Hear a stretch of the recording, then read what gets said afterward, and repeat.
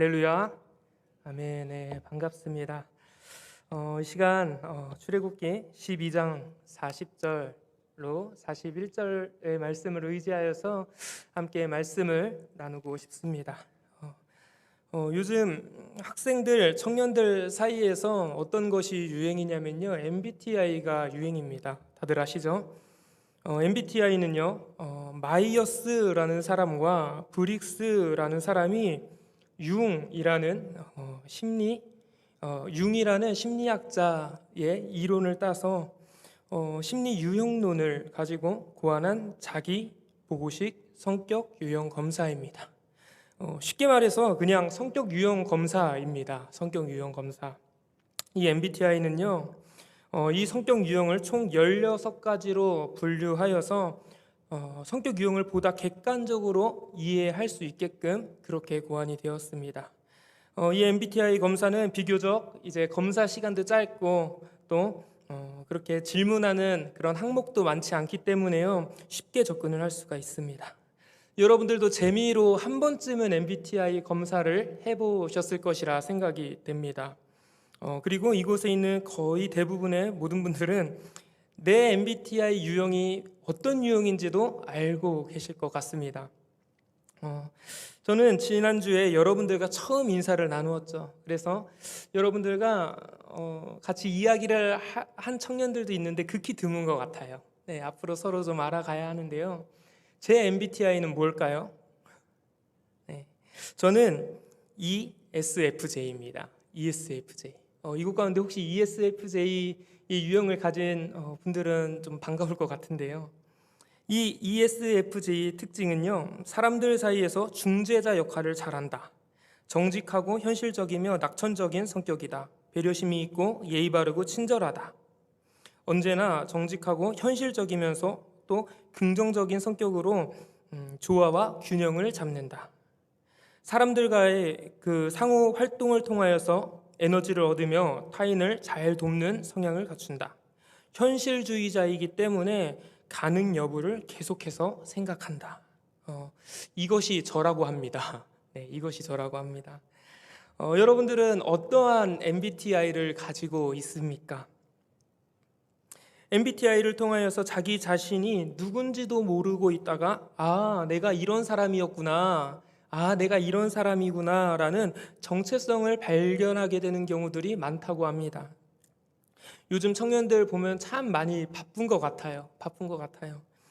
직장인들은 직장에서 연말이기 때문에 바쁘고 또 학생들은 기말고사 거의 다 끝나셨죠. 기말고사기 때문에 과제도 좀 이렇게 제출해야 될 것도 많고 아직 안 끝난 청년들도 몇몇 있는 것 같습니다.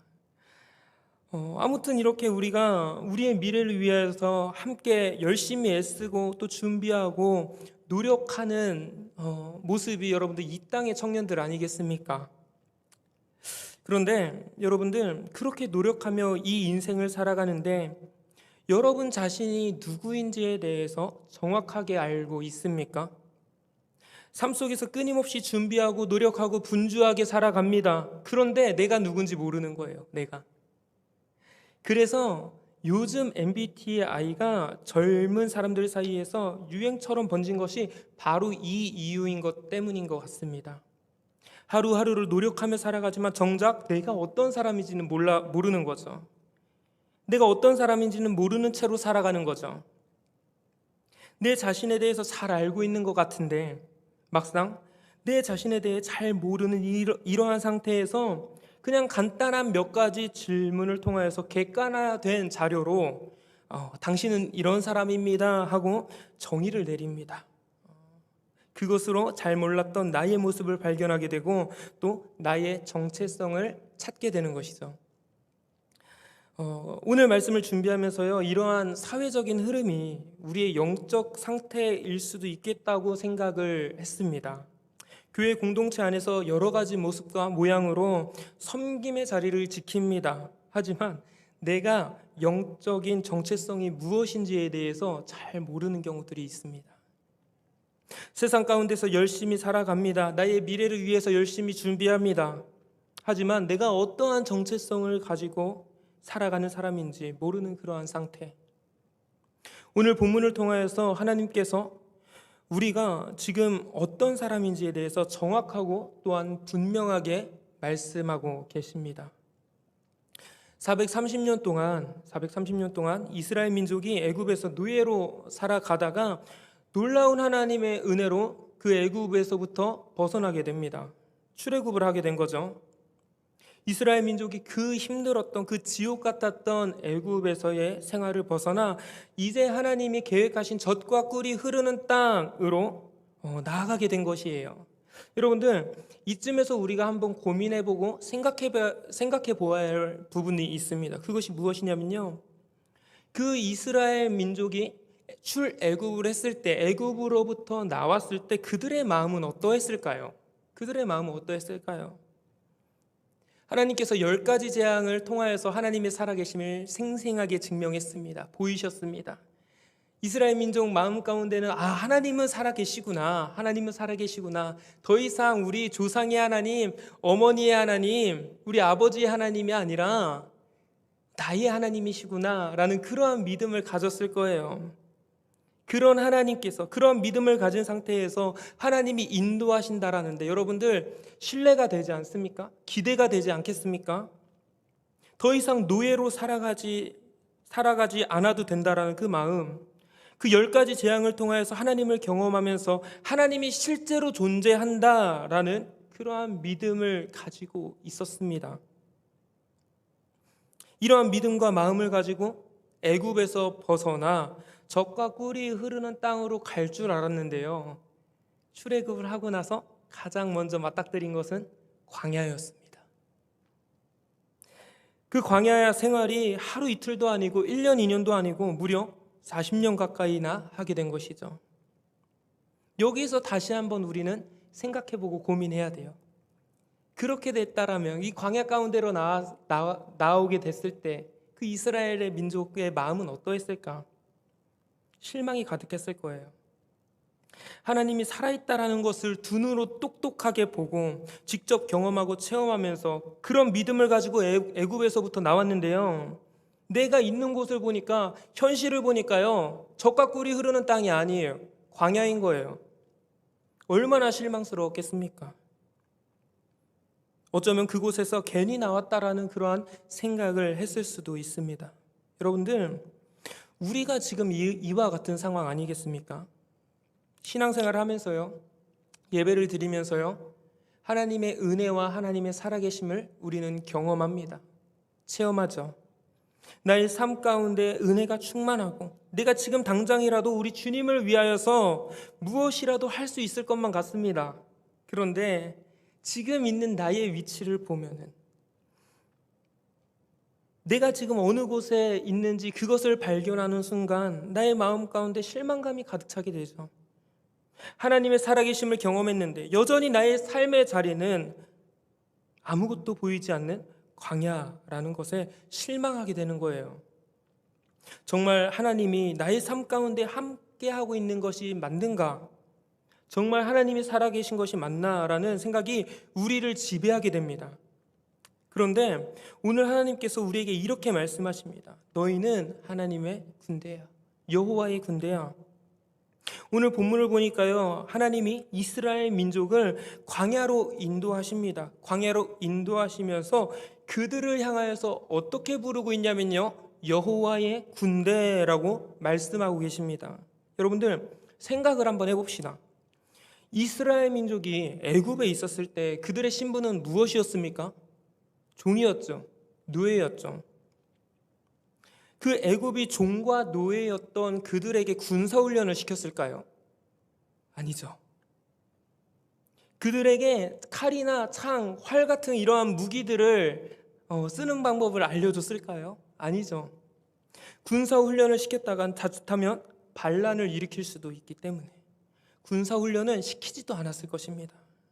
창을 어떻게 쓰는지, 활을 어떻게 쓰는지, 칼을 어떻게 다루는지 모르는 그 이스라엘 민족을 향하여서 하나님께서는요, 여호와의 군대라고 그렇게 말씀하고 계시는 거예요.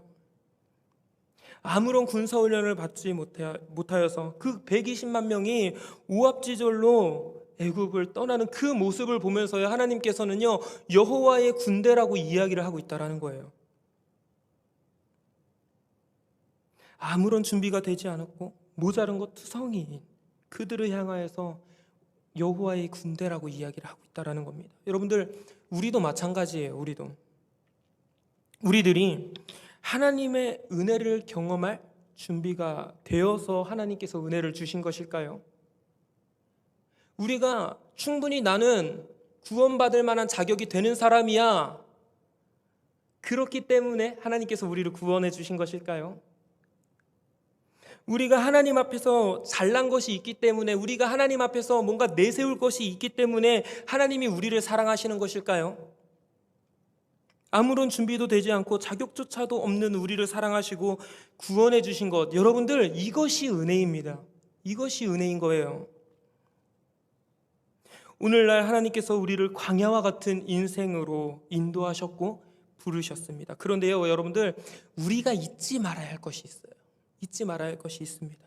우리를 그냥 그래, 너희 광야 가운데로 나아가, 이것이 아니라요, 그냥 너희 삶의 자리로 가, 그냥 이렇게 무책임하게 우리를 보내신 것이 아니라요, 우리를 여호와의 군대라고 명하시고 보내셨다라는 거예요.